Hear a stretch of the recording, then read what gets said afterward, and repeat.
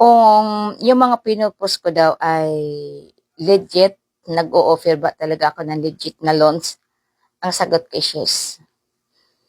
Mayroon po tayong sangla o RCR, sangla titulo, and mayroon po tayong mga cash loan. Karamihan kasi tanong ng inquiry is kung legit yung ino-offer. Tips ko lang sa mga inquiry na kapag po ang nagpo-post ay hindi masyadong marami ang sinasabi at hindi masyadong napakaganda ng pagkakagawa ng post na hindi masyadong detalyado na, 'di ba, yung iba makikita mo pa pati computation is naka-post. Minsan po yung mga ganong klase is yun po ang hindi legit. Pero bibigyan ko kayo ng tips no bago kayo mag-inquire sa isang pinopost.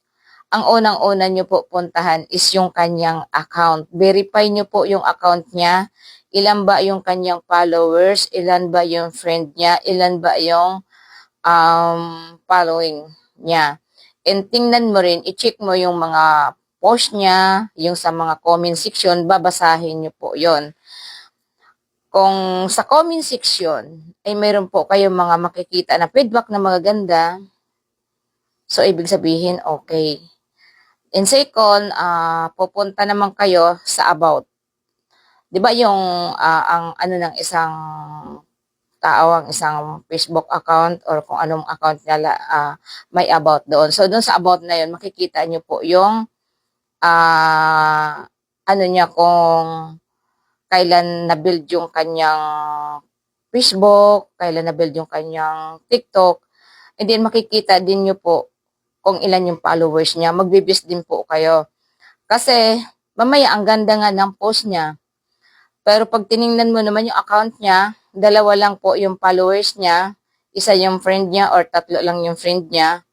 Then, pagdating dun sa post niya ay wala man lang nag-comment, wala man lang nag-share, wala man lang nag-like, wala man lang nag-heart.